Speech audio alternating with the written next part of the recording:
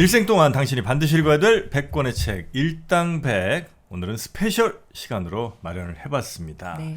반갑습니다. 정프로고요. 네, 정박입니다. 네, 이지선입니다. 네. 자, 오늘은 말입니다. 네. 가끔 저희가 이제 한번 저자 한 번씩 모시는 경우가 있잖아요. 네. 오늘은 정말 저희 방송 오신 분들 가운데 가장 공부를 열심히 하신 분이 아닌가 하는 생각이 좀 듭니다. 맞습니다. 의사 출신인데 경제학자야. 욕심이 네. 너무 많으신 거 아닙니까? 보통 이제 이런 경우는 의사하다가 좀 안 돼갖고 경제학으로 이렇게 돌리시는 경우가 있을 수는 있는데 네. 이분은 그 경우가 아닙니다. 오. 의사 뭐 얼마든지 잘 갈 수 있었는데 나는 사람 한 명을 살리는 것보다 100만 명, 1000만 명을 살리겠다. 이런 생각으로 경제학으로 사람을 살리고 싶어서 야, 경제로 사람을 살린다. 네, 네. 진로를 멋있네요. 트신 네. 그런 분을 한번 모셨습니다. 경제학이 필요한 순간이라는 책을 쓰신 우리 김현철 교수님 모시겠습니다. 어서 오십시오. 아, 네, 반갑습니다. 김현철입니다. 네, 반갑습니다. 안녕하세요. 네. 처음부터 너무 부담스러운 멘트를 네. 시작하셨습니다. 지금까지 몇백만 분을 살리셨죠 혹시? 안 죽였으면 다행입니다. 아니 근데 진짜 의사 공부를 이제 하시고 의대 입학을 하시고 네, 졸업도 하시고 졸업했죠. 그 다음에 경제학으로 트신 거예요? 그렇습니다. 네. 왜요? 말씀하신 이유가 맞아요, 진짜? 맞긴 맞는데요. 네. 아, 네. 그래요? 근데 이제 이렇게 생각할 수 있을 것 같아요. 뭐 네. 의사로서 사는 거 굉장히 보람 있는 일이고요. 뭐 죽어가는 환자를 탁 살리면 너무너무 멋있잖아요. 네네네. 제가 학생 때 한번 생각해봤어요. 내가 이렇게 멋진 의사를 했을 때 몇 명 살릴 수 있을까? 뭐 한 2,000명? 3,000명? 굉장히 성공적인 의사 평생 네. 네. 의사인데 나쁜 경제 정책이 몇 명이나 죽일까? 생각을 한번 해보면은 이러면 이게 그냥 단위가 100만 명, 200만 명 단위로 가는 거잖아요. 진짜 제 소개 딱 맞았네요? 그래서 전 놀랐습니다. 저랑 무슨 사전에 교감이 없었는데 이미 부제에 경제학은 어떻게 사람을 살리는가라고 되어 있어요. 아니야. 그래도 이거 난 보고 하신 거 아니에요? 일단 100만 명, 200만 명 이런 얘기는 없었잖아. 네, 그렇죠. 난 내가 좀 깜짝 소름 돋았습니다. 이분의 마음속에 들어가 있는 것처럼. 작가님을 칭찬해 주세요. 자기 자신을 말고. 네. 근데 네. 진짜로 뭐 나쁜 경제 정책이 많이 사람들을 죽이는 수 있다는 거는 많이들 공감하실 거고요. 네네네. 그래서 눈에 잘 보이지는 않지만 좋은 경제 정책 하면은 그렇게 만드는데 도움될 수 있다면은 네. 사람을 좀 더 많이 살릴 수 있지 않을까, 도움도 될 수 있지 않을까 생각해서 경제학 시작한 거는 네네. 사실입니다. 근데 의사 공부를 막 하다가 하긴 너무 아깝지 않아요? 공부했던 시간과 정성 이런 게? 집이 좀 살지. 죄송합니다. 그러니까 별로 의사 안 해도 되는 집인 거야. 맞죠? 그렇지는 않고요. 네. 네, 부모님이 굉장히 슬퍼하셨습니다. 아 그래요? 네. 네, 뭐. 그럴 것 같기는 해. 네. 근데 저는 이 책을 보면서 너무 불만이었던 게 시작부터 있었습니다. 아니, 뭔 놈의 이 추천사가 이렇게 많아요. 오. 나는 이렇게 추천사 많은 책을 처음 봤다. 한 20명이었어, 20명이. 이게 뭡니까 이거? 죄송합니다. 자신감 결여예요, 뭐예요? 그거는 아니고요. 추천사를 혹시 눈썰미가 좋은 분들은 아실 텐데요. 네. 추천사를 쓴 사람들은요, 제가 이 책에 다 인용을 한 사람들입니다. 그들의 논문을. 네네. 그러니까 이분들이 사실은 저의 동료이고, 제가 혼자서 제 연구 많이 소개했지만, 네. 제 연구만 소개한 것이 아니라 이 학문 분야를 함께 하는 사람들을 그 작품들을 소개한 거거든요. 네네네네. 일반적인 사람들한테 네. 알 수 있게. 근데 그 동료들한테 소개를 한 거고요. 그들이 그래서 기꺼이 써주신 거죠. 그렇습니까? 네. 자, 추천사 많이 써서 죄송합니다. 자, 오늘은 그러면 이 책에 굉장히 많은 내용들이 있는데 네. 이 주제들을 뭐 다 소개한 건 뭐 너무 네네. 그냥 그럼 책 안 사시죠? 그렇죠. 그렇기도 하죠. 네. 또 팔고 싶어요? 많이? 그럼요. 그 책을 쓴 사람 중에 팔고 싶지 않은 사람이 어디 있어요? 아니 근데 정말 좋은 책 아니겠습니까? 네. 이 책을 많은 분들이 읽어야 되잖아요. 네. 그래서 이 많은 분들께 읽어서 많은 분들이 좀 감동을 받고 경제 정책에 영향을 주면 좋을 거 아닙니까? 그렇죠. 그래서 차라리 10,000권을 기부를 하겠다 이런 생각 혹시 안 해보셨을까요? 경제학 공부를 좀 더 하셔야 될 것 같습니다. 왜요? 3프로 TV에 거듭지 마시고 뭐요? 뭐? 여기 제 책에 16장에도 나오네요. 16장. 거의 14장에도 있네요. 14장. 14장 죄송합니다. 네. 결국은 모든 사람들이 선의에 의해서 일을 할지라도 네. 적절한 보상을 통해서 그들이 더욱더 일할 수 있게끔 만드는 것이 중요하다는 것이 14장의 내용입니다. 그냥 공짜로 뿌리는 것보다. 그러니까 저보고 공짜로 뿌리라고 그러면은 네. 뭐 물론 그런 의도에서 뿌릴 수 있겠지만 저도 일상을 사는 사람이기 때문에 네. 예를 들어 뭐 인세를 기증하는 건 어느 정도 기증할 수 있겠지만 저한테 뭐 알았어요. 모든 소득을 다 기부해라 이러시면은 곤란하다. 그러면 이제 집에 가서 좀 혼날 수 있겠죠. 네. 그리고 저도 공짜로 받으면 안 읽잖아요. 자기가 돈을 지불해야지 맞아. 하나가 또 읽게 되잖아요. 그래요? 그래야지 네, 또 가치가. 그러니까. 네. 그것도 정치학 연구 네. 논문으로 있고요. 네, 네. 내가 뭔가를 부담을 해야 돼요. 근데 내가 뭔가를 부담할 때 진짜로 그렇게 하면 더 많이 쓰는가? 네. 그거에 대한 연구가 사실 있고요. 네. 얘기 좀 드리면 사실 네. 제 책에는 소개 안 되는데 소개하고 싶은 연구 중에 하나인데요. 네네네. 아프리카에서 많은 물건들을 공짜로 네. 주고 아. 말라리아 말라리아 모기장 주는데 네. 요거 국제사회의 디베이트가 뭐였냐면 공짜로 주느냐 혹은 1달러 돈 주고 팔아야 되냐. 아주 적은 소액이라도. 그래 네. 지금 딱 말씀하신 그거를 했는데 그래서 진짜로 실험을 했어요. 네. 그러니까 어떤 사람들한테는 공짜로 주고 어떤 사람들한테는 진짜 일불 주고 팔아보는 거를 하는 거예요. 어떤 지역에서 각각 다른 네네네. 지역에서 그렇게 했을 때 진짜 더 많이 쓰는가. 근데 네. 적어도 말라리아 모기장은 일부를 받는 순간 정말 많은 사람들이 한 30%가 안 사게 되는데 안 사는데 그 사람들이 제일 필요로 하는 사람들이었어. 또 그런 문제가. 그럼 그것도 문제네. 그게 문제라서 네. 이거는 차라리 그냥 주는 게 낫다라고 국제사회가 결론을 내린 게 있습니다. 네. 이제 그런 식의 어프로치가 네. 제가 학자로서 하는 어프로치이고 그러니까 우리는 이렇게 되잖아요. 이 사실을 네네. 알면요. 네. 근데 그런 것들의 내용들이 우리 일상에서의 삶들, 그 경제학이 필요한 네네. 순간이라는 책을 썼는데 우리의 많은 수많은 결정들이 일상에서 계속 이루어지는데 그것이 어떻게 하면은 최적으로 갈 수 있는지를 네. 근거에 기반해서 아. 이렇게 지금 말씀드린 진짜로 해보니까 이렇더라. 네. 이런 내용들이 주주리 나와 있는 게 제 좋습니다. 책입니다. 네. 좀 자랑해서 죄송합니다. 네. 그럼 이 중에 네. 뭐 모든 걸 다 설명해 주기는 어려울 거고 네, 각자 이렇게 좀 좋아하는 제목들 네. 하나 딱 해갖고 그러면은 설명 좀 이렇게 들으면 좋을 것 같아요. 저도 질문 하나 해볼게요. 네. 아까 처음에 오셨을 때 어떻게 이렇게 공부를 잘했냐라고 여쭤봤더니 나는 운이 좋았다라고 말씀을 하시더라고요. 그런데 여기에 1장이 인생 성취의 8알은 운이라고 되어 있거든요. 이 1장에다가 이렇게 놓은 건 또 그게 의미가 그만큼 있다고 생각하셔가지고. 노력 아닙니까? 노력. 네. 잠깐 3분 하면서 우리 같이 한번 생각해 보면 좋을 것 같아요. 네. 우리 여기 계신 사실은 정 박사님, 성우님, 프로님 네. 굉장히 많은 성취를 이루신 분들인데 우리가 성취를 한 것이 과연 어디서 기인했는가? 나한테 기인했는가? 내 노력인가? 노력 아니에요? 아니 노력이에요, 운이에요, 뭐예요? 나요? 네. 나는 노력이지. 나도 노력인 것 같은데. 아니, 정박님은 뭐라고 생각하시는데요? 아니 근데 노력은 기본 값이고요. 네. 근데 사실은 진짜 지금 말씀대로 근데 어느 순간에 선택이 많이 그 순간에 선택을 할 때 그 상황들 있잖아요. 네네. 그 상당히 크지 않습니까? 그렇죠. 네. 그것보다 더 앞서서 한번 그 경제학 연구를 제가 한번 소개해 보면 네. 좋을 것 같아요. 네. 1부 1장에 나오는 겁니다. 네. 네. 굉장히 유명한 세계은행 출신 경제학자가 정말 많은 나라들의 사람들의 소득과 뭐 다양한 그들의 이제 뭐 얼마나 교육을 받았는지 네네. 뭐 부모들 이렇게 쭉쭉 모아서 그 사람의 소득을 무엇이 가장 잘 설명하는가 네. 했을 때 1번이 뭐였냐면 어디서 태어났는가. 국적? 국적 아니고 어디서 태어났는가. 동네? 지역, 나라. 나라. 그래갖고 네네네. 태어난 나라의 1인당 평균 국민소득하고 네네. 불평등 지수, 지니 코에피션트하고 네. 그 두 개만 딱 가지고 네. 나의 소득을 50%를 설명합니다. 아니 지금 당장 뭐 팔레스타인 지역을 보고 있으면 거기서 태어났으면 뭐 내가 아무리 뭘 하려고 해도 봉쇄돼 있으면 뭘 할 수가 있겠습니까? 그죠? 맞습니다. 네. 그러니까 그런 거거든요. 저는 이제 개발 경제학자이기도 해서 아프리카에 뭐 꽤 오래 살았었고 연구하느라고 그쪽에 태어나면요. 자기가 웬만큼 잘나게 태어나도 이 잘 손쓸 방법이 없는 그런 거거든요. 그래서 50%는 일단 나라가 이제 먹고 들어가는 네. 거고요. 네. 그러면 나머지 50%는 어떻게 설명되느냐? 네네. 그 다음에 중요한 게 유전자입니다. 네. 유전자. 유전자. 부모로부터 어떤 DNA를 물려받았는가. 이거 중요한 거 다 아시잖아요. 네. 네, 중요한데 그게 네. 도대체 나의 소득을 얼마나 설명하는가?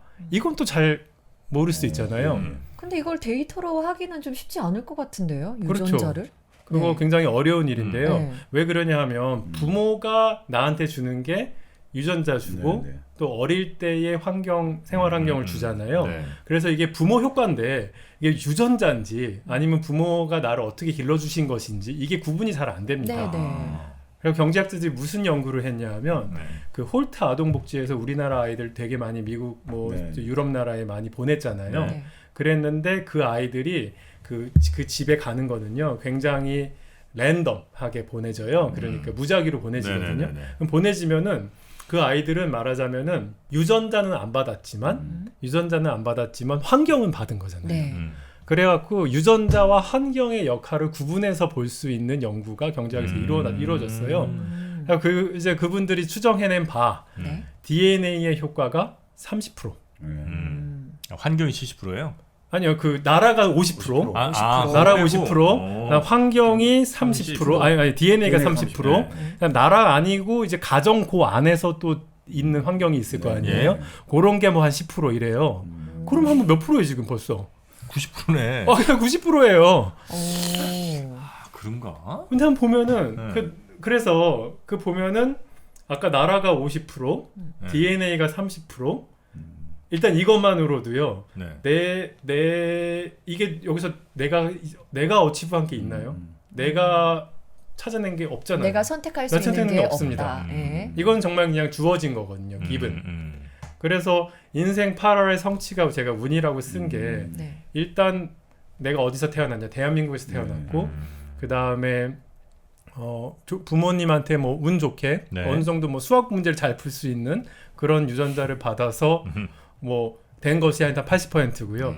근데 제가 학생들을 이제 많이 이 과목을 제가 이제 학생들을 가르칩니다. 그래갖고 요게 이제 제가 가르쳤던 코넬 대학교하고 그 홍콩 과학기술대학의 교양 과목인데요. 네. 이 책이 사실은 그래서 경제학 전공자를 위한 책이 아니라 그냥 대학교 1학년 수준, 고등학교 3학년 수준을 위한 책인데요. 네. 요거를 가르치면 이제 저희 학교 애들이 공부를 좀 잘하는 애들이에요. 뭐 나름 뭐 코넬 대학, 홍콩 과기대학이 이제 아시아권에서는 굉장히 이제 잘하는 대학이라서 뭐 중국에서 그 성에서 1등한 애들도 와요. 네. 네. 그 뭐 우리나라로 치면 약간 뭐 그 수능 전국 1등 같은 애들이 오는 거예요. 그래서 제가 야, 네 인생의 성취에 너 공부 잘한 거 이거 80%가 네 탓이 아니라 이 DNA 아니 부모님 운이야. 그러면 애들이 받아들이지 못해요. 지금 정프로님 받아들이지 못해. 야, 이게 무슨 헛소리야? 내가 이거 한 건데 나 미치도록 미치도록 공부했는데 나 네. 이렇게 얘기하거든요. 그래서 제가 또 거기서 물어봐요. 그럼 학생들한테. 네. 네가 생각하기에 너 하루에 16시간씩 일했지. 16시간씩 공부했지. 아, 좋아. 근데 너 그 힘이 어디서 왔어? 아프리카에 태어났으면 내가 염소 치고 있었어야 되는데. 염소 치고 있어야 되고. 그 다음에 네가 진짜 집중력을 오래 할 수 있었던 애인데 너 그런 유전자 받은 거잖아. 그것마저도 유전자다. 저는 그것마저도 유전자와 그 가정의 환경에서 많은 걸 내가 노력할 수 있는 힘조차 사실은 네. 내게 아닐 수도 있는 거예요. 아니 개인이 뭘 하기가 되게 싫어지잖아요. 그런 말씀 들으면. 맞아. 그러면 노력을 왜 하나 이렇게 될 수도 아무리 있잖아요. 해봐야 네. 전체에 내가 움직일 수 있는 부분 10%면 네. 뭘 해 안 하고 그냥 90%에서 살지. 그렇죠. 근데 네. 그래도 뭐 한 10% 20%는 여전히 아니. 남아 있는. 나 그냥 놀 거예요. 만약에 내가 지금 갖고 있는 게 예를 들어 100인데 네. 놀면 90이야. 나 놀지. 근데 놀지 못할 거예요. 왜요? 그렇게 그런 놀지 유전자를 못할- 안 받았나? 네, 그런 유전자가 아 진짜요? 그렇게 되게 어려워요. 아 그럼 솔직하게 말해보세요. 뭐요? 그럼 시간이 평소에 많을 때 네. 가만히 있는 편이에요? 아니면 뭐라도 좀 해야지 좀 마음이 편해요? 애가 셋이다. 이봐. 어떻게 노냐? 어, 죽어라 이래야 된다. 유전자. 그래서 이게 굉장히 주어진 것이 굉장히 크기 때문에 네. 아예 당연히 자기 노력도 어느 정도 들어가 네. 있는 거죠. 네. 그렇기 때문에 좀 성취하신 분들이 네. 많은 성취하는 분들이요. 약간 이런 착각을 합니다. 아, 이거 내가 이룬 거지. 그렇게 착각을 하는데 네. 사실은 이제 한 80%는 일단 주어진 것이고요. 아니 근데 그건 이제 글로벌한 부의 기준을 본 거니까 그렇죠. 그건 좀 예를 들어 제가 말라위에 있는 누군가와 날 비교하고 싶지는 않을 거 아니에요. 맞아요. 예, 그러니까 대체로 뭐 우리나라 혹은 뭐 서울 뭐 이 정도 안에서 이제 우리는 비교를 할 테니까 맞아요. 그렇게 되면 50은 빼고 네네. 50 나머지 중에서는 그래도 부모한테 받은 게 한 절반 내지 한 5-60%이 정도라고 보면 되겠군요. 네, 맞나요? 그 정도 보시면 예, 될 것 같고요. 예, 예. 그 다음에 자기가 노력했는데, 예. 근데 또 생각해 보면요, 자기가 노력했지만 또 이 아까 제가 말한 국가의 운, 국가, 태어난 시기, 태어난 시대죠. 태어난 시대, 후에 태어난 국가, 그 다음에 이제 내가 만난 부모, 여기 다 굉장히 운의 영역인데, 네. 그러면서 그 삶에서 그런 운만 있는 게 아니에요. 예. 누군가를 만나 오셨죠. 예. 그 다음에 어떠한 특정한 선택을 했는데, 아 내가 유튜브 크리에이터가 되기로 했는데 네. 유튜브가 대박이 났네. 이거 내가 아. 선택하는 겁니까? 인더스트리의 운. 아, 그렇죠. 네. 아, 이런 것들 다 내가 선택할 수 없는 거고요. 제가 비근한 예로 제가 이제 제 인생에서 운도 좀 제가 가끔 말씀드려요. 네. 저는 제 인생의 첫 번째로 가장 기억나는 운이 이제 그냥 아까 말씀드린 그 두 개 말고 제 대학 입시였어요. 네. 대학 입시였는데 제가 이제 의과대학 나왔잖아요. 네. 좋은 의과대학 나왔습니다. 네. 근데 꼴등으로 입학했어요. 떨어질 수도 있었는데. 문 닫고 들어오셨고. 문 닫고 들어갔어요. 네. 그래서 어떻게 아느냐? 네. 어떻게 아냐?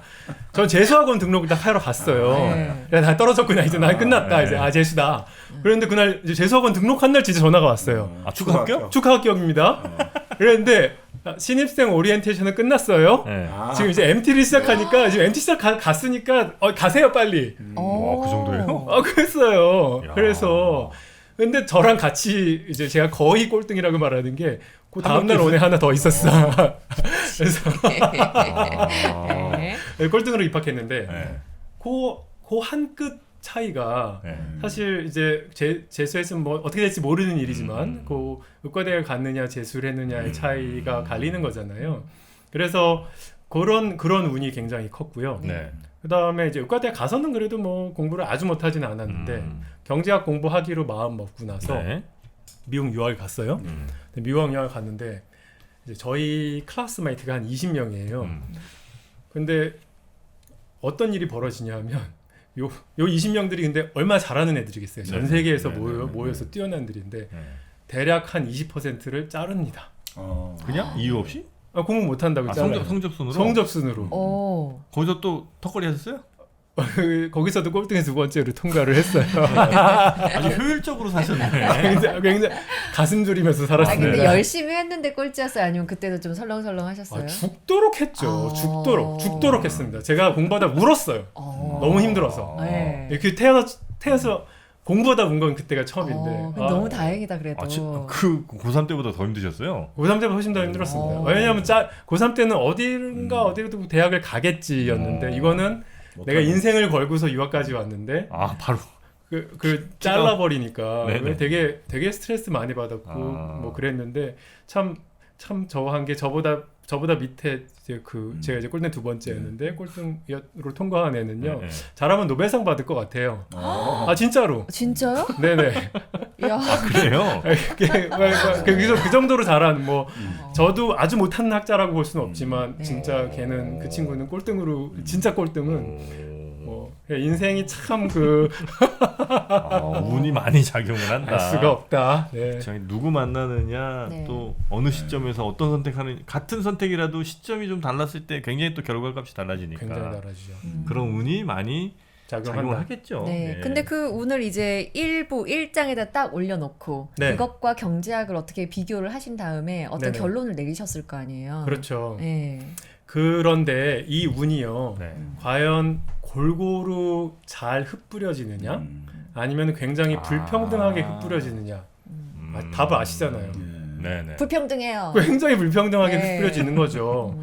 그리고 비단 이 나라와 DNA도 사실 굉장히 이제 불평등하게 흩뿌려지는 네네네네. 것이고요. 네. 부모도 불평등하게 흩뿌려지는 거잖아요. 근데 삶에서 사회 제도라는 게 이렇게 운 좋게 어떤 운을 받았을 때 그거의 과실도 불평등합니다. 제가 어떤 예를 드냐 하면요. 칠레에 가장 유명한 두 개 대학이 있습니다. 칠레 카톨릭 대학하고 칠레 네. 대학이 있습니다.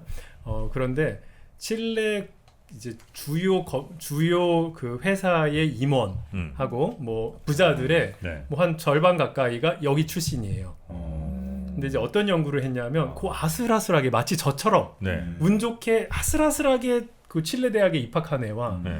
정말 안타깝게 거기 떨어진 애들이 그 운 아주 그 작은 운이잖아요. 네. 네. 그게 과연 인생에 어떤 영향을 주었을지 20년, 30년 따라가 본 거예요. 추적 조사를 했어요. 소속을 했습니다. 네. 우리나라로 치면 서울대 연고대 스카이 이펙트가 뭐냐? 재밌다. 그거예요. 네. 그러니까 연대든 고대든 거기 꼴찌 들어간 애랑 그다음에 네. 일단 뭐 사람들이 그 얘기하니까 뭐 예를 들어 중앙대다 성균관대다 거기 1등으로 들어간 애랑 그 차이를 이제 비교했다는 고차이 거죠. 비교하는 거죠. 네. 네. 어떻게 됐을 것 같으십니까? 근데 저는 별 차이 없을 것 같아요. 이걸 한국 기준으로 보면 지금 별 차이 없을 것 같아요. 근데 칠레는 모르겠어요. 차이가 많이 났으니까 뭔가 연구했겠죠. 그럼 우리나라 그 차이 없으면 부모들은 왜 그럼 스카이 보내려고 난리예요? 그냥 어디 가서 자랑하기 좋아서. 차이가 나긴 나겠지만 많이 날 것 같지는 않은데 한국에서는 저는 모르겠어요. 그리고 아마 이제 젊으셔서 또 그럴 수도 있습니다. 네. 우리 60대 그 옛날 그 고등학교 특히 무슨 이제 경기고니 뭐 이제 명문고 나오는, 그런 고등학교 나오던 시절을 생각하시면 우리 선배 그들을 생각하면은 그 60대 분들 그 특별히 저는 스카이 이펙트 굉장히 컸을 것 같다는 생각이 네, 들고요. 네, 우리나라 이게 데이터가 없어서 연구를 못 하는데 네네. 실내 어쨌든 연구를 했는데 네. 굉장히 큰 효과가 나서요. 상위 0.1%로 그 부자가 될 확률이 거의 배로 점프를 합니다. 기업 그 차이에. 그 차이에. 그 다음에 기업 임원이 될 확률도 막 거의 한 뭐 5-60% 이상 올라가는데 네. 근데 굉장히 놀라운 거는 여자가 그렇게 됐을 경우에 네. 효과가 없어요. 효과가 없어요? 여자는 그렇게 좋은 대학 가봤자 칠레에선 소용이 없었어. 이게 DNA야. 부모님이 예쁜 얼굴, 예쁜 몸매 물려주면 그 얘기 하시는 거죠? 아니 그 얘기 아닙니다. 그 얘기 아니고요. 아니에요? 사회가 아무리 좋은 대학 나와도 여성은 특별히 성취할 수 그렇죠. 이렇게 기회가- 하지 못해 네, 기회를 안 준다는 아. 거예요. 그리고 남자일지라도 네. 이제 칠레에 주로 사립고등학교와 공립고등학교가 이제 사립은 이제 부자들 그다음에 터넥션 많은 사람들이 이렇게 네네네네. 가는 거고 공립고등학교 일반적인 사람들이 가는 거예요. 근데 그 모든 행운의 열매를 전부 다 사립고등학교 나온 커넥션 많은 남자들이 다 먹었어요. 칠레가 좀 그래요. 아니 근데 이게 지금 칠레만 그럴까? 교수님 말씀 들으니까 생각나는 게 제가 30여 년 전에 서울대학을 갔을 때 그 서울대 교수진의 30%가 경기고를 나왔어요. 단일 고등학교 교수진의 30% 차지해요. 야. 왜냐하면 그분들이 네. 그때 있을 때는 다 경기고건 특정 고등학교에 몰렸기 때문에 이분들이 대학을 와서 계속해서 그게 연결되더라고요. 계속 밀어주고 끌어주고. 네, 그런데 네. 그래가지고 보면 또 대기업이랄까 금융기관의 임원들은 대부분 다 우리가 말하는 경기고라든지 지역 명문고 나온 분들이 다 차지했어요. 근데 그게 이제 평준화 정책을 내가 하니까 이제 그 서울대 교수의 구성도 좀 더 이제 좀 다양화되고 다양화되는 거죠. 그런데 다시 또 지금 바뀌고 있어요. 왜냐하면 이제 그 평준화가 깨어지고 특목고가 되어버렸잖아요. 과학 그러니까 부분이, 예전에 네. 이제 우리가 말하는 그 외고. 대원외고 뭐 이렇게 되다 보니까 그쪽이 지금 뭐 판검사라든지 이런 걸 다 차지했단 말이에요. 그러니까 이거 보면서 지금 딱 지금 그 생각이 딱 나시죠? 명문사립고를 네. 나오고 명문고등학교를 나온 사람들이 네. 저희가 사회생활 해보니까 네. 제가 딱 예전에 직장을 갔는데 제가 90년대 중반인데 그 지금도 기억나는 게 첫 이제 선배님이 네. 이 이야기를 하시는 거예요. 너 고등학교 어디 나왔냐? 대학이 중요한 게 아니라 무슨 고등학교 제가 이제 신설고등학교인데 나왔다 이러니까 아유 그냥 부산에도 한 4-5손가락 안에 들어가는 고등학교만 나와도 너 인생이 풀릴 텐데 딱 그 말씀하시는 거예요. 그때 90년대 중반에도 그만큼 고등학교 명문 고등학교를 나오느냐가 네. 중요하다는 거예요. 네, 네. 사라졌는데도 불구하고. 네. 지금 50대 이상 분들은 굉장히 피부로 느끼실 거고요. 죄송합니다.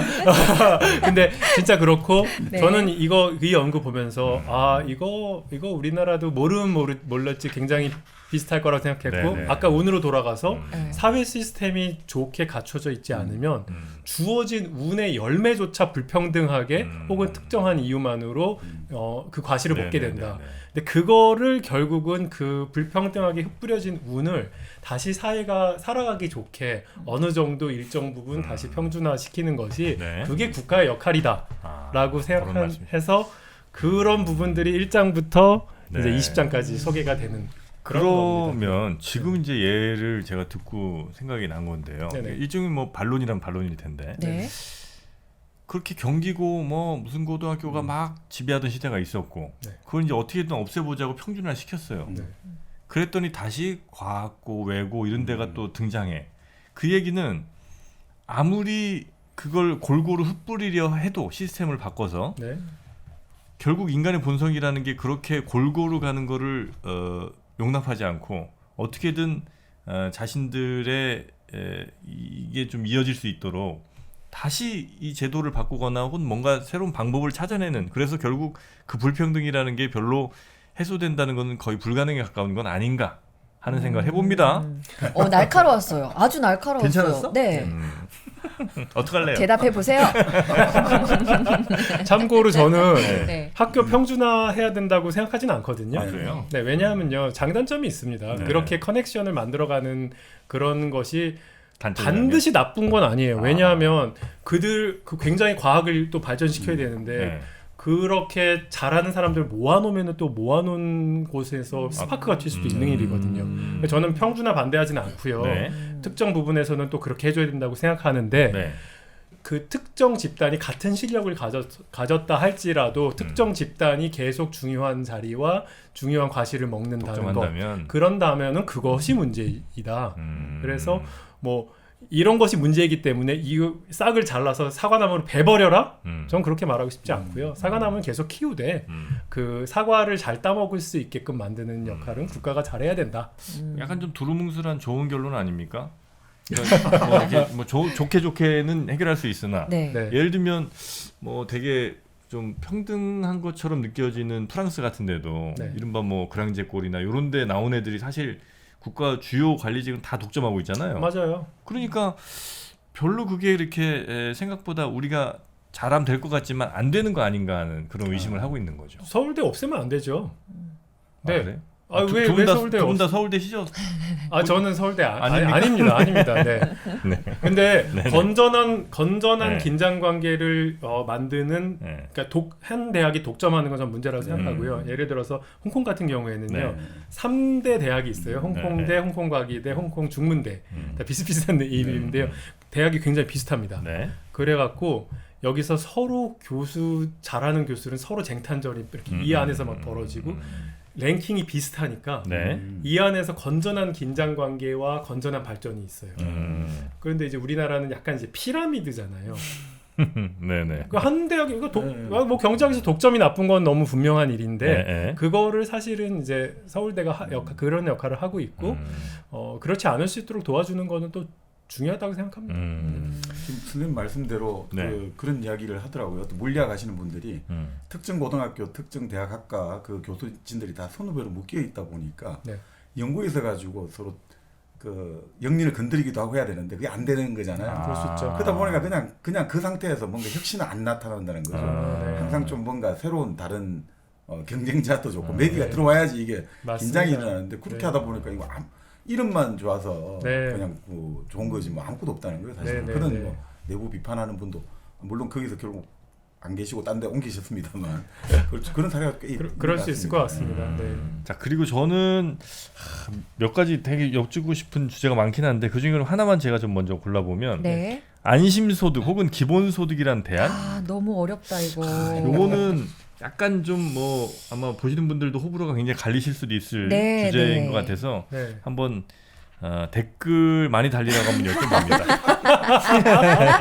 자, 한번 가보실까요? 네, 안심소득과 기본소득이 뭔지 잘 모르시는 분들도 좀 계시지 않을까요? 네, 그렇습니다. 그걸 얘기하기 위해서는 우리나라의 복지제도가 일단 뭔가 국민기초생활보장제도입니다. 네. 네. 네, 국민기초생활보장제도는 어떤 것이냐? 굉장히 나도 모르는 복잡한 산식에 의해서 나의 소득 인정 점수라는 게 계산됩니다. 네. 얼마 버십니까? 얼마 버십니까? 물어보는데 네. 일단 내가 대답을 잘 못하잖아요. 그렇죠. 근데 거기뿐만 아니라 거기서 그치는 게 아니라 내가 갖고 있는 자산, 내가 갖고 있는 그 이제 배우자나 아니면 피부양 가족 막 이런 걸 막 거기다 막 산술에다 막 곱해요. 그런 다음에 너가 우리는 이제 그러면 우리 나의 그 소득 인정 점수라는 게 나와요. 네. 근데 이거를 개인적으로 아는 사람은 우리나라에 존재하지 않아요. 일단 불가능해. 그래요? 그거 개인이 알 수가 없습니다. 동사무소 찾아가서 저 이거 신청하고 싶은데요. 그러면 저 생활이 어려워요. 저 신청하고 싶은데요. 그러면 그분이 한 몇 시간 걸려서 계산해줘요. 그래요? 네네. 이제 그거랑 네. 매년 발표되는 우리나라 사람들을 1등부터 꼴등까지 소득에 의해서 쫙 줄을 세운 다음에 거기 가운데 있는 중위 소득. 네. 그러면 이제 우리나라에서 딱 50등, 50%에 들어간 사람하고 내 소득 인정 점수라는 거랑 비교를 합니다. 예. 네. 그래갖고 어느 정도 이제 예를 들어서 그거의 30%, 뭐 28% 그거 밑에 있으면은 이제 돈을 주는 거예요. 생계급여라고 합니다. 근데 생계급여만 있는 게 아니라 의료급여도 있고 뭐 주거급여도 있는데 네. 그게 다 막 퍼센테이지가 이렇게 탁탁탁 있는데 내가 어느 퍼센트에 갈지 절대 알 수가 없어요. 알 수가 없고 그러니까 그냥 가서 신청을 하면은 갑자기 짜잔하고 돈을 주는데 그런데 내년에 내가 어떻게 될까 몰라요. 몰라. 왜냐하면 나의 소득은 안 변해도 다른 사람 소득은 변하잖아요. 중간값이 중간값이 바뀌니까. 네네. 네. 그러니까 어느 날 갑자기 내가 뭐 예를 들어 100만 원을 받다가 어느 날 갑자기 70만 원 받게 될 수도 있고 막 이제 막 이런 거예요. 네. 이제 우리나라의 안타깝지만 이제 현실이 이렇습니다. 예. 그리고 내가 신청해야지만 받아. 그러니까 진짜 가난한 사람들이 그거 하루 신청하러 할 힘도 없는 경우도 많아요. 그러다 보니까 이제 복지에서 어떻게 해서 사각지대가 생기는 거죠. 그래서 나오는 게 신촌 모녀 사건, 창신동 모자 사건, 뭐 수원세 모녀 사건, 네네. 자살하시고 막 그런 분들이 네네. 알고 보니까 받을 수가 있었네. 맞아요. 이제 막 이렇게 되는 거예요. 그러니까 이게 이제 이게 좀 문제 아니냐. 근데 우리나라처럼 네. 개인의 소득을 실시간 따라갈 수 있는 나라가 진짜 없거든요. 전 세계적으로. 그래서 이렇게 사람들이 신청하기 전에 알아서 좀 국가가 좀 주면 어떻겠냐. 네. 지금 이제 이런 마인드셋입니다. 네. 여기까지는 좀 어느 정도 동의가 좀 되시죠. 동의가 그죠? 되죠. 네. 그럼 방법이 뭐냐? 첫 번째 기본소득. 네. 모든 사람 소득과 상관없이 예를 들어서 뭐 20만 원씩 깔자. 이렇게 그러면은 이제 그 프로님도 20만 원 받고 저도 20만 원 받고 박사님 받고 다 이제 막 20만 원씩 받는 이제 이게 그 뭐 20만 원이 될 수도 있고 100만 원이 될 수도 있는 거죠. 어쨌든 그냥 소득에 상관없이 모두에게 다 주자. 네. 이거는 무슨 소득일까요? 이거요. 네. 이거 기본소득 아니에요? 이거 기본소득이죠. 맞습니다. 네. 편적 복지. 보편적 복지의 기본소득입니다. 아무리 부자건 가난하건 간에. 네네. 이게 기본소득이고요. 네. 네. 근데 안심소득은 뭐냐면 안심소득. 안심소득은 이제 영어로는요. 그 이제 이거의 근원은 뭐였냐면 네거티브 인컴 텍스라고 하는데 부의 소득세. 네. 그러니까 음의 소득세. 지금 우리가 부자면은 소득세를 내잖아요. 네. 네. 근데 가난하면은 안 내죠. 안 내고 그 대신 돈을 주자. 네. 그러니까 네거티브 텍스를 붙이자. 그러니까 돈을 주자. 아. 그런데 부자면 부자일수록 돈을 더 많이 내니까 가난하면 가난할수록 돈을 더 많이 주자. 이제 요게 안심소득이에요. 네. 뭐냐면 여기 부자들한테 왜 20만 원이 왜 20만 원 줘? 여기는 일단 여기 이 사람들 주지 필요 없는 사람들이잖아. 이러면서 이제 여기 사람 주지 말고 여기 있는 사람들을 좀 더 가난한 사람들한테 몰아서 주되 가난하면 할수록 더 많이 주자. 이제 요게 안심소득입니다. 네. 네. 그래서 이 논의가 지금 이제 우리나라에서 굉장히 많이 이제 이 얘기가 되고 있고요. 지자체별로도 뭐 주자는 데도 많고 뭐 이러다 보니까 네. 일단 뭐 개념도 잘 와닿지도 않는데 하여튼 나는 받을 수 있나 없나 이제 제일 그게 이제 이슈긴 하시겠죠. 그러게요. 네. 근데 그래서 우리 교수님은 그래서 주자는 거예요, 말자는 거예요? 그래서 안심이에요, 기분이. 뭐 저는 다 이제 다 그 의의가 있다고 생각하고요. 네. 그런데 저는 이제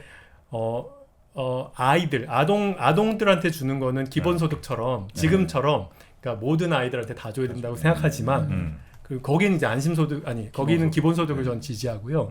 대신에 가난해서 받는 거는 지금 우리나라 가난한 게 지금 노인 그 빈곤율이 OECD 1위거든요. 그래서 우리가 지금 이렇게 가난한 사람들한테 돈을 적게 줄 만큼 우리 상황이 그렇게까지 한가하지는 않기 때문에 저는 그거는 네거티브 인컴 텍스로 해서 가난한 사람들한테 훨씬 더 많이 줘야 된다. 지금 상황은 적어도 그렇게 생각하고. 네. 그래서 뭐 지금 댓글에 야 쟤는 안심이야 기본이야 뭐 하면은 저는 이제 상황에 따라서 아이들한테는 저는 기본소득으로 가는 게 맞다고. 아이들한테 보고요. 기본소득이라는 거는 그 아이들한테 뭐 예를 들면 소득을 뭐 돈을 직접 줄 필요는 아마 부모님들에게 부모님한테 주겠죠. 부모 급여를. 네. 그러니까 지금 우리나라가 부모 급여는요. 네. 기본소득 형태로 하고 있는 거랑 다름없는 네. 거죠. 왜냐면 태어나면은 네. 1세까지 봐주니까. 80만 원씩 받고 막 그렇게 네. 하니까 저는 그게 맞다고 보고 근데 그거 처음에는요 상위 90%까지만 줬어요. 예. 잠시만. 그러면은 받으셨어요? 돈? 받았죠? 그래요? 왜 이렇게 놀래요? 몇 년도에 받으셨습니까? 14년부터 받았죠. 14년부터 받은 것 같습니다. 네. 네. 야. 그러니까 지금 이제 또 막내는 또 어려기 때문에 상위 10%에 속하셨을 수도 있을 것 같은데 그 2010 어떻게 아니에요. 그때는 못 살았어요. 네, 그때 못 살았어요. 네네. 네, 받을만 했습니다. 아 그랬나요? 네. 아니 근데 그러니까 결국은 뭐 예를 들어 어떤 분들은 네네.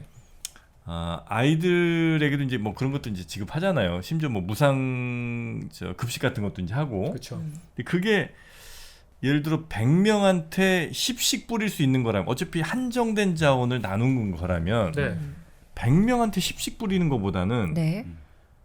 50명한테 20씩 뿌리는 게 낫고 조금 더 잘 생각해 보면 한 30명에게 한 33쯤씩 뿌리는 게 네.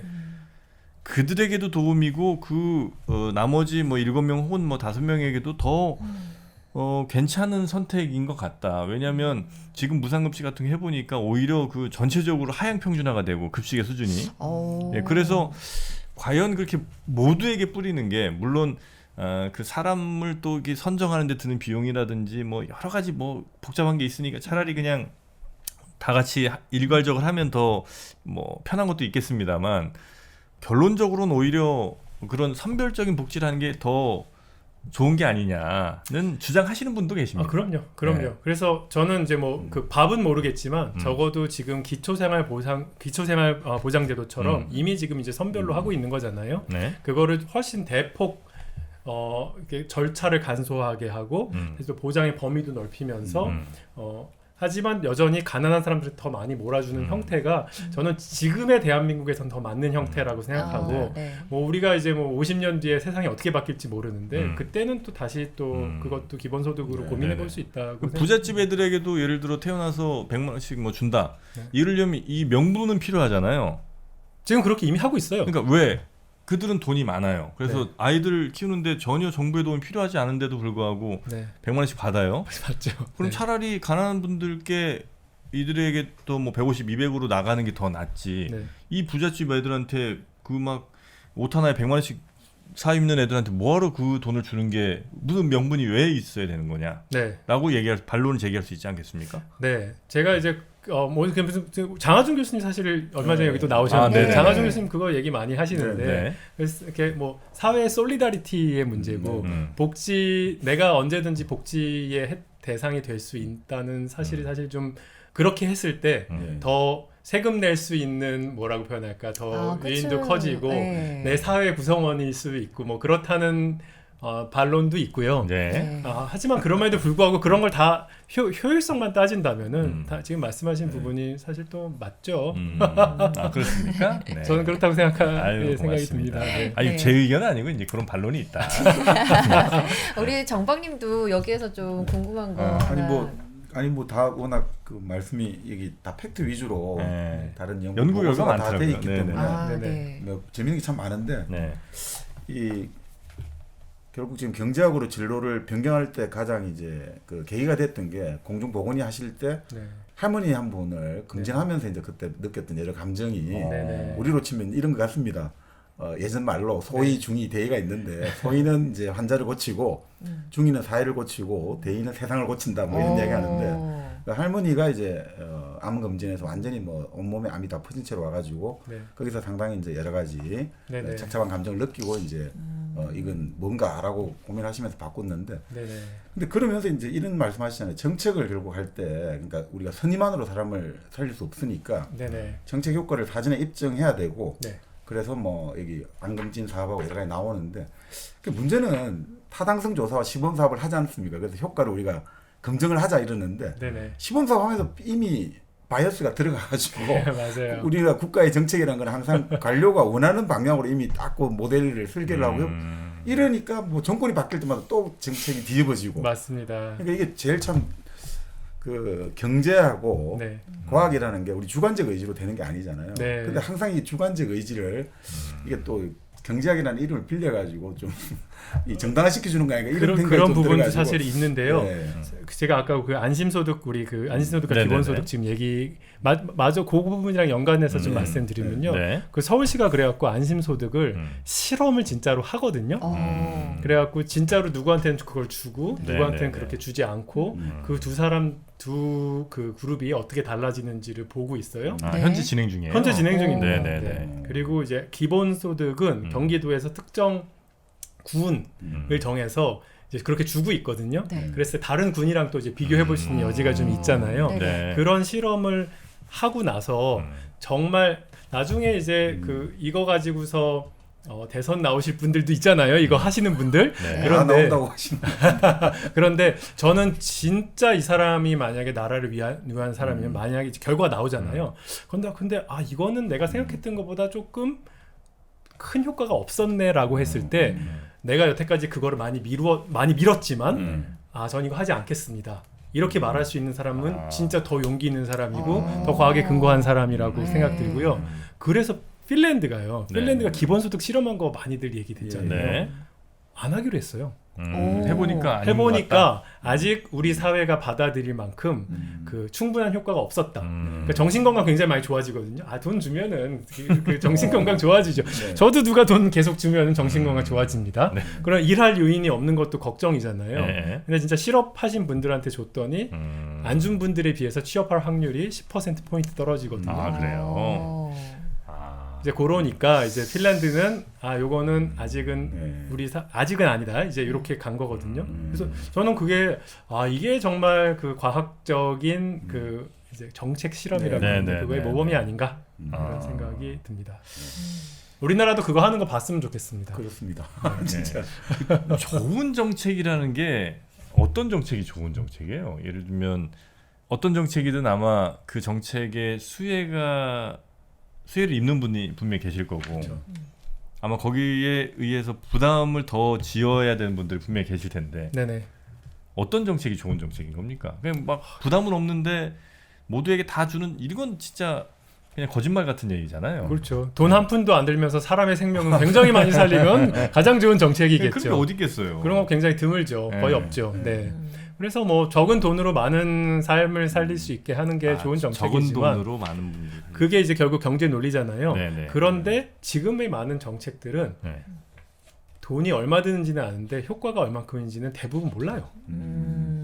그 실험하기가 너무 어려서 그렇습니까? 사실은 약간 관심이 없을 수도 있고 아, 아니면은 그냥 효과가 없다고 말해주면은 네. 그 뭐라고 표현할까 그 정책을 접어야 되잖아요. 네. 근데 그러면 이미 이제 뭐 인트레스트 그룹도 많이 생겼고 네. 막 그러다 보니까 이제 표를 또 잃게 되겠죠. 아. 그래서 이게 굉장히 쉽지가 않습니다. 네. 아니 지금 이제 정기국회 예산심의 네. 국정감사하고 예산심의 들어갈 텐데 네네. 그 예산심의라는 게 정말 지금 그 교수님 말씀처럼 적기에 적재 적수에 예산이 공급이 돼야 되는데 네. 말씀대로 대부분 다 정치 논리에 의해 가지고 아. 쓸데없는 다리, 도로, 뭐 보도블록 계속 그런 것만. 근데 그렇게 안 되면 또 이제 야 지역을 위해서 하는 게 뭐가 있냐. 그러니까 이런 요소들이 너무 경제 외적인 논리가 너무 지역 많이 공항이 작동하고 대표적인 예죠. 네, 네. 어마어마하더라고요. 그 네네. 돈 낭비가. 그러면은 책을 쓸 게 아니라 정치하셔야 되는 거 아닐까요? 다 이게 그 전 단계 다 스텝 밟고 계신 거예요 지금. 아니에요. 저 집에서 내쫓깁니다. 제가 결혼할 때 서약 받았어요. 네. 아내가 너 불안한데? 너 하면 이제 끝이야.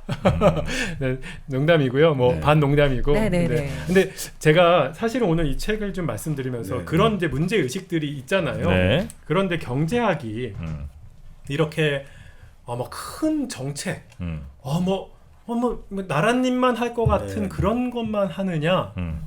그렇지가 않아요. 음. 그러니까 제가 이제 현대 경제학 네. 우리 경제학과 나오신 분들도 차 배우지 못한 그러니까 지금 이제 소프트하게 지금 막 경제학계에서 굉장히 많이 되고 있는 그런 연구는 이런 겁니다.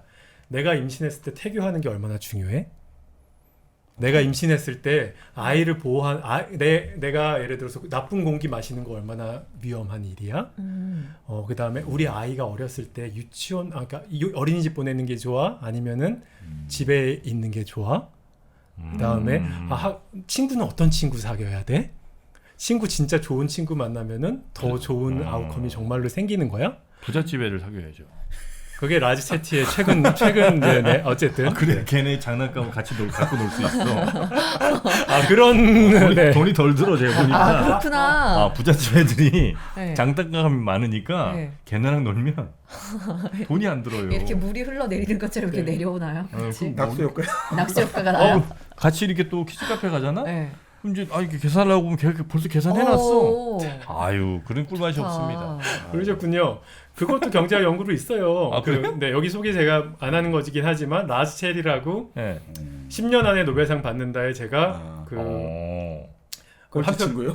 네? 꼴찌로 아까 됐다는 친구. 그 친구 아니고 다른 친구인데요. 네, 어. 그 사람이 그 이제 노벨상 받는 확률은 죽지만 않으면 받는다. 그래요? 네, 그런 사람이 있습니다. 네. 그런데 이제 그분이 최근에 사이언스에 나왔어요. 네. 밝혀낸 게 이제 진짜 부자 되는 방법 중에 네. 부자인 친구를 아는 게 굉장히 중요한데 그게 되게 프레딕션을 많이 하는데 그 채널이 뭐냐? 네. 가난한 집 애가 보통 가난한 집에는 부자가 되는 거를 상상도 잘 하지 않고 네. 그거에 대해서 도전하지도 않고 그 메커니즘도 잘 모른대요. 본 적도 없고. 네. 그런데 부자 친구가 어떻게 있으면은 네. 네. 걔가 하는 거 보고 따라 해갖고 부자 될 확률이 굉장히 올라간다는 사실. 그래요? 진짜 나왔어요. 이제 그 역시 인사이트가 있으셔. 3% 하시니까 네. 그 괜히 나오는 게 아니야. 네. 삼남매를 키우면서 생생한 육아 경험이 지금 최하에 나오시는 거 아니에요? 근데 그런 채널이 사실 있고 그게 이제 경제학에서 또 얘기하는 굉장히 중요한 것 중에 하나고요. 그래요? 그다음에 뭐 이제 부모님들 연로하시고 편찮으시면은 집에서 돌보는 게 더 좋을까? 아니면은 요양원 보내는 게 더 좋을까? 개인이 감당하기엔 너무 좀 무거운 짐인 것 같아요. 너무 욕먹을 해나? 아니 너무 진심이어가지고. 아니 저는 그래서 네, 네. 우리 아버지 옛날에 요양원을 좀 보내드렸거든요. 네네. 네, 왜냐면 이제 어머니가 너무 힘드시니까 그렇죠. 그래서 이제 보내드렸는데 네. 그게 더 잘한 선택인 것 같긴 하던데.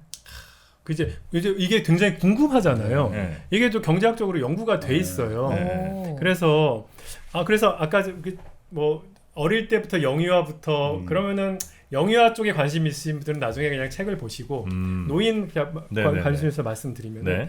그 노인이 가장 행복한 거 아들 말고 부모가 제일 행복한 거는요. 네. 집에서 양질의 도움을 받는 거예요. 어. 그건 누구나 네, 네. 그거는 그냥 이제 누구나입니다. 네, 네. 네. 정말 집이 너무 끔찍하지 않는 한. 뭐 그렇겠죠. 네. 그렇죠. 왜냐면 네. 내가 익숙한 건데 이제 내가 도움을 받을 사람이 없는 거니까. 이제 그게 이제 가장 아이디얼한 건데 가장 이상적인 건데 그게 안 되니까 이제 자꾸만 그 요양원이니 요양병원이니 보내는 거잖아요. 네. 그래서 우리가 사회가 돈만 있다면 뭐 24시간 그 상주 도우미를 집에다 붙여드리면 그게 베스트 솔루션입니다, 실제로. 네. 근데 그게 이제 안 되는 거잖아요. 네. 그래갖고 요양원, 요양보험 나오는 건데 그래서 우리나라가 장기 요양보험 제도라는 걸 도입했죠. 네. 한 15년, 이제 네. 20년 가까이 돼 가는데요. 그게 이제 성공적이어서 많은 어려운 그 이제 돌봄이 필요한 노인들한테 제공이 되지만 여전히 그 집에서 돌볼 수 있는 시간은 적어요. 4시간. 그러니까 국가가 충분히 커버를 안 해주셔서 어쩔 수 없이 부모님을 요양원에 보내드린 거예요. 네. 부모님은 약간 슬프셨을 수도 있어요. 아버지요? 네. 거기서도 딴 분 많이 사귀시는 것 같은데. 왠지 약주를 이렇게 하시니까. 아니 근데 요양원 갈 정도면 굉장히 좀 불편하셨을 텐데 거동이 그런 데도 가셨어요? 근데도 약주 좋아하시더라고. 거동이 불편하셨는데. 거동은 좀 불편하셨는데 그래서 이제 원래 술을 못 드시잖아요 거기서. 네. 이제 제가 가면 옥상으로 조용히 네. 같이 올라가십니다. 네, 그래서 제가 몰래 싸운 소주를 그렇게 했던 기억이 얼핏 납니다. 네. 효자십니다.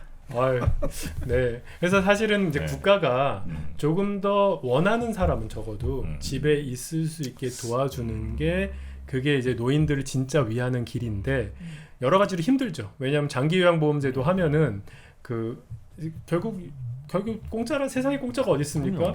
장기 요양보험제도 우리가 다 보험료 내고 있잖아요. 그거를 획기적으로 올리지 않는 이상 그 시간을 충분히 국가는 맞춰드릴 수가 어렵죠. 네. 네. 지금 이제 그런 상황이다. 그래서 네. 제가 그래서 사실은 계속 주장하는 것 중에 하나는요.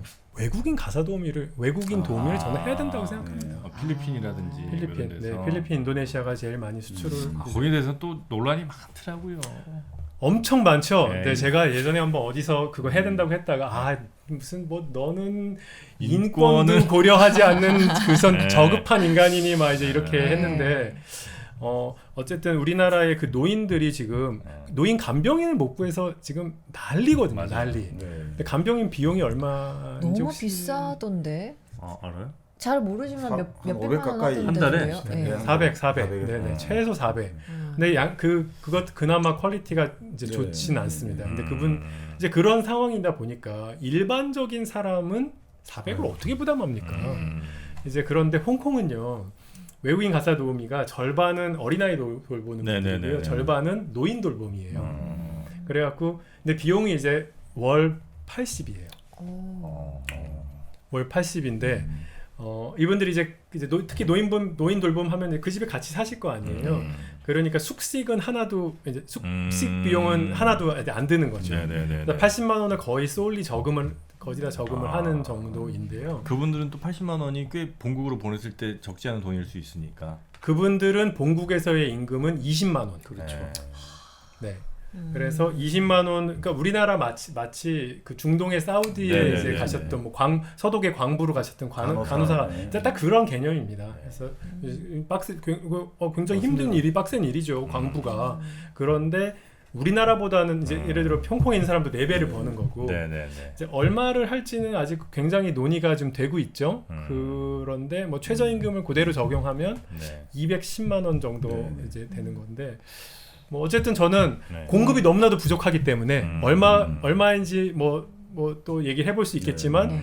이거 도입하는 거는 이거는 지금 피할 수 없다. 네. 뭐 이렇게 생각합니다. 그 시간이 이제 좀 많이 지났는데 요거는 저희가 그 네. 썸네일 제목용으로 하나 좀 여쭤보고 네, 싶습니다. 강한 걸로 한번 물어봐 주세요. 뱃속 10개월이 평생을 좌우한다?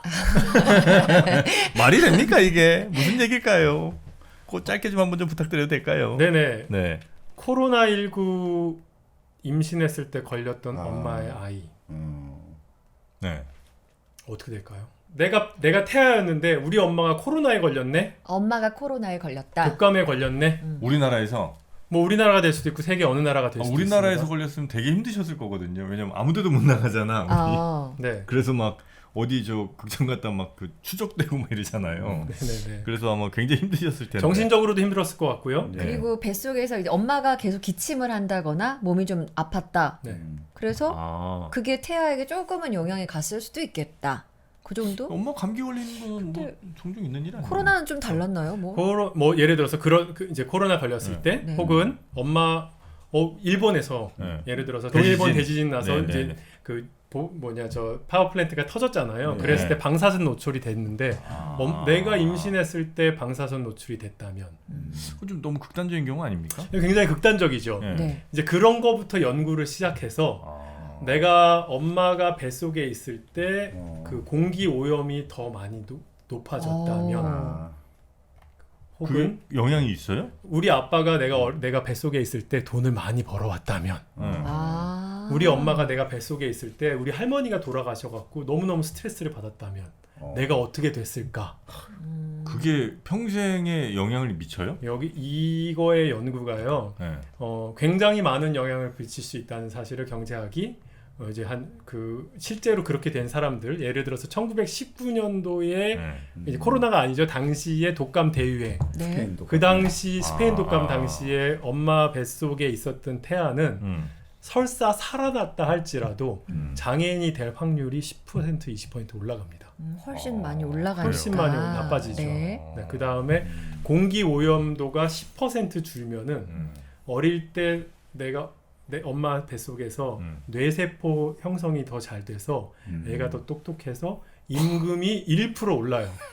맑은 공기에서 엄마가 맑은 있으면 공기에서 있으면 엄마가 1% 오른다. 10% 줄면은. 그 우리나라 태교의 중요성을 경제학적으로 경제학자들이 그래서 최근에 그걸 다 밝혀낸 거예요. 잠깐만요. 근데 임금의 1%라고 했잖아요. 네. 이게 경제학적으로 엄청 큰 거예요? 왜냐하면 뭐 개인에서 내가 지금 100만 원 버는데 101만 원 준다. 에이 뭐 그럴 수 있잖아요. 네. 평생 하지만 네. 국가로 한번 평생 소득으로 생각해 볼 수도 있고 국가 전체로 생각해 봤을 평균으로 때 따졌을 때요. 그랬을 때 내가 예를 들어서 우리가 그 공기질을 10% 그러니까 공기의 나쁜 물질을 10% 없애면은 네. 국민 모두가 다 1% 정도 임금이 올라갈 수 있는 정도의 거라면은 그거는 작은 건 아니죠. 네, 그죠? 네. 뭐 의료 비용도 그죠 낮출 수 있을 의료 비용도 것이고. 사실 낮출 수 있는 거고요. 어. 그래서 생각보다 이런 투자가 아이들한테 이제 굉장히 큰 영향을 미치는데 굉장히 흥미로운 거는요. 네.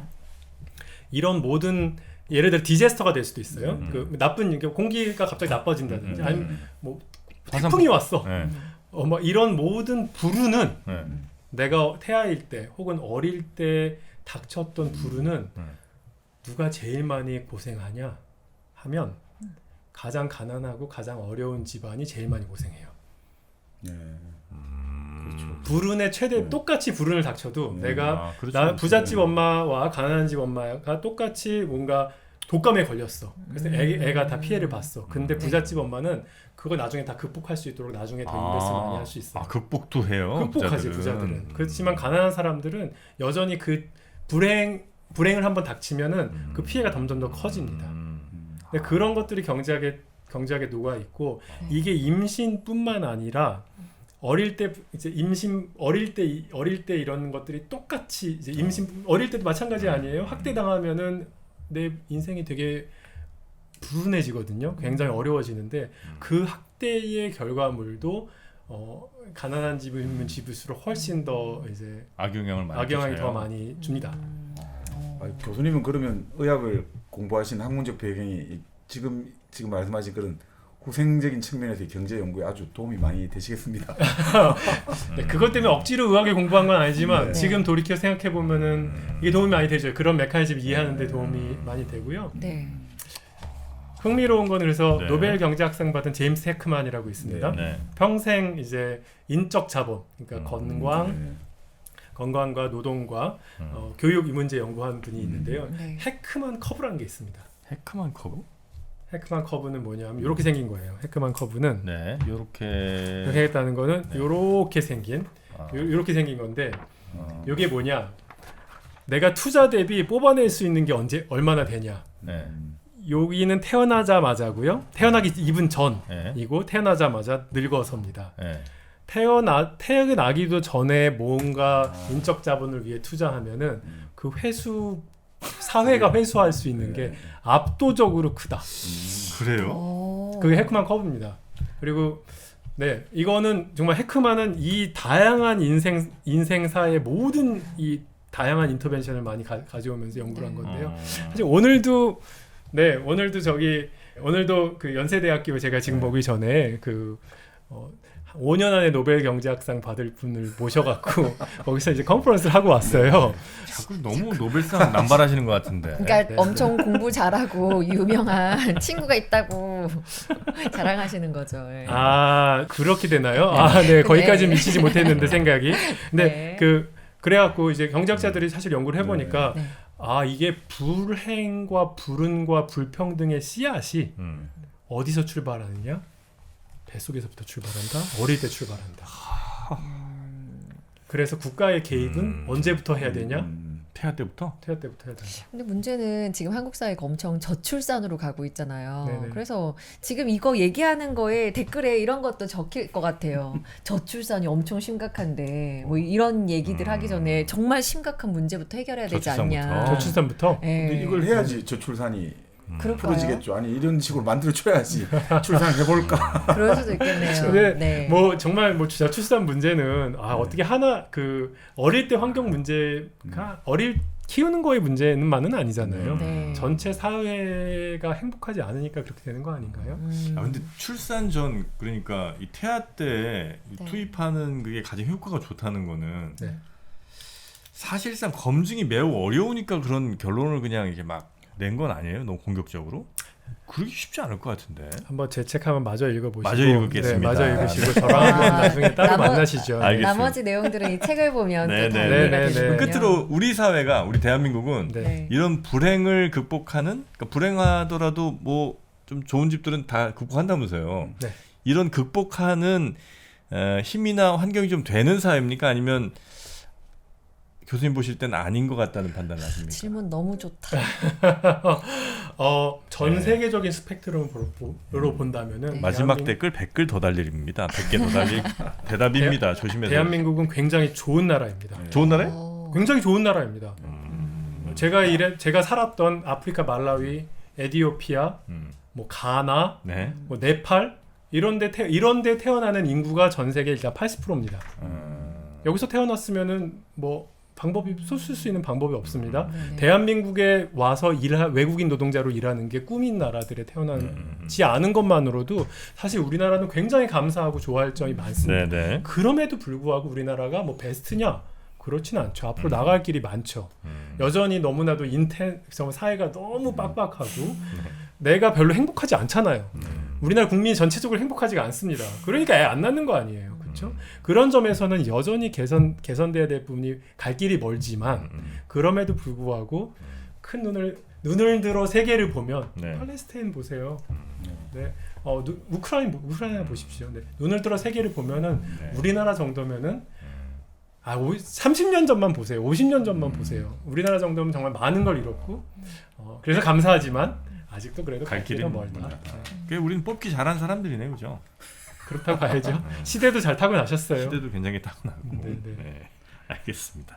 네. 우리 교수님 말씀을 좀 듣고 좀 더 긍정적으로 맨날 우리 힘들다는 얘기 참 많이 하는데 네. 어찌 보면 좀 넓게만 보더라도 우리는 꽤 잘 그래도 뽑힌 사람들로 네. 생각하고 인스타 안 하는 게 가장 중요한 것 같죠. 인스타를 저는 안 합니다. 잘. 언제 한번 경제학적으로 인스타 좀 한번 분석 좀 해주세요. 그것 때문에 사람들의 행복도가 매우 난 떨어질 것 같은데. 아니 그게 바로 저거잖아요. 레퍼런스 포인트 효과잖아요. 그래요? 내가 비교 대상을 누구를 삼느냐가 네. 나의 행복에 굉장히 많은 영향을 주고 있다. 네.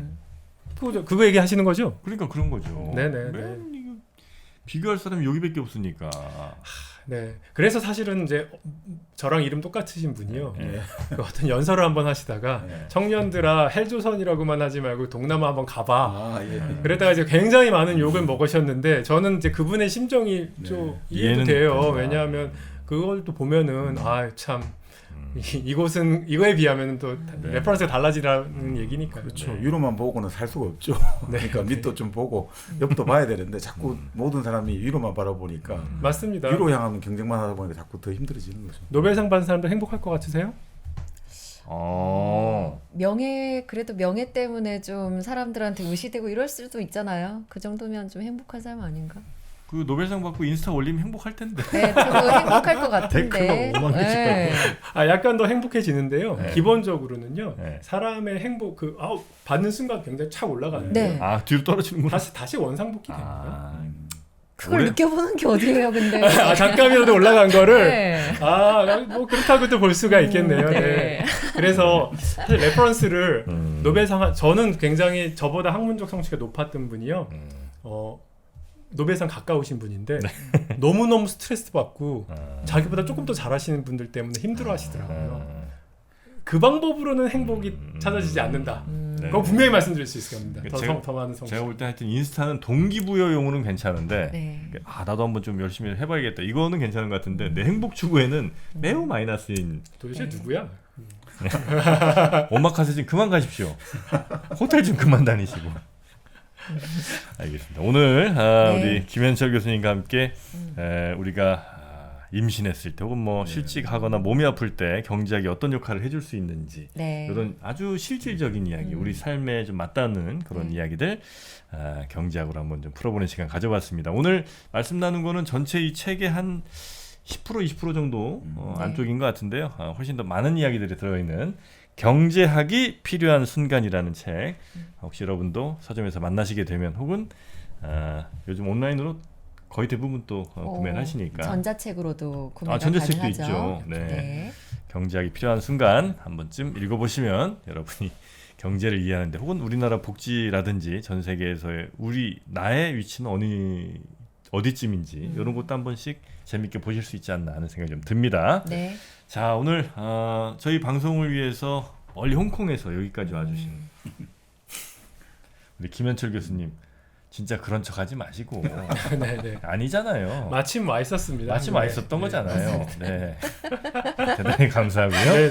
네. 네. 조만간 또 다른 컨텐츠에서 뵐 것 같습니다. 네. 산프에서 뵐까요? 제가 이미 다 찔러놨습니다. 그랬어요. 네. 네. 함께해 주셔서 대단히 고맙습니다. 감사합니다. 네.